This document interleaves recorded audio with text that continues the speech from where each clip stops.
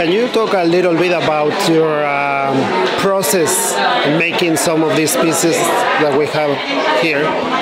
Sure. The work is done actually in plaster and acrylic on board. So when I basically carve the tools that I use in the picture itself. So I make the tools and then I work with those tools on a particular piece. So this piece is made with a couple of inscribers with a sort of a penciled, sharpened pencil, and it's worked on into the wet surface, and then the acrylic is added afterwards. So the forms themselves, they come both from nature and from looking at man-made forms and structure. I like the contrast very much of the two, and the forms come, I guess, from walking along the beach. I'm from Salt Spring, but they really are, to my mind, a kind of fictional landscape. So they are a place to go or a place to be. I work in large-scale sculptural stones as well, and I work in the plaster and paint. I think of these as paintings, but I very much love the three-dimensional quality to them. I'm very interested in how they work in various lights and how the actual physical surface works and reacts. So in a gallery, everything is lit nice and bright and really even, but these actually, to me, as I work on them in natural light and see them in houses, they change with the light, as a sculpture will in place. So sculptures influence me just as much as painting, really, over the years, and I do both. How long have you been painting or doing these pieces? Well, I've been painting for 35 or 40 years, I guess, altogether. But I've been working with plaster and working with my own sort of landscape variations, I guess, for about 10 years now. I don't think you ever stop working. So, you do a lot of other things as well in between. But this is what I am. This is what I do. In painting, who do you will say influence you? In general, like besides nature, but yeah, well, I mean, like every artist, I think when I was starting to paint, the abstract expressionists and a lot of Canadian artists influenced me. I love Gordon Smith and a number of Canadian artists, but I think as I evolved, I actually do look more at buildings and paintings, and I look at light, I look at what I see when I walk. So I'm not so much influenced by other artists anymore as the last 5 or 10 years as I am the world around me, actually.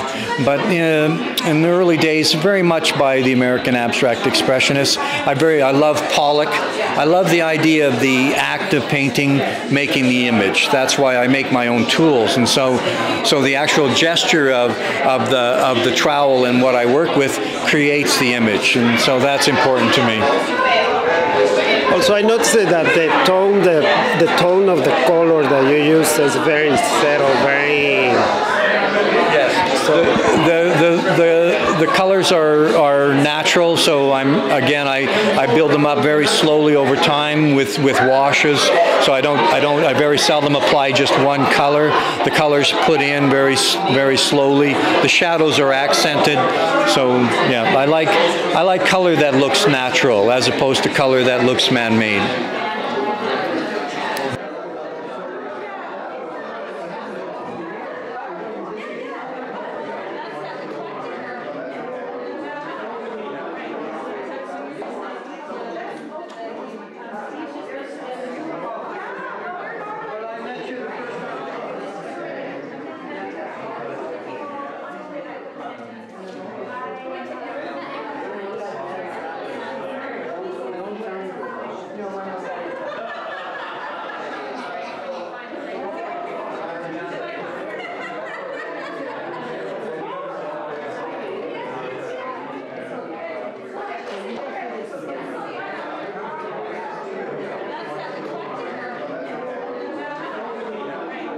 Elizabeth, tell us about your project here. Well, this is my Leave Only Loveliness project, and what I've done is I've made almost 16,000 little clay bugs, ceramic created them.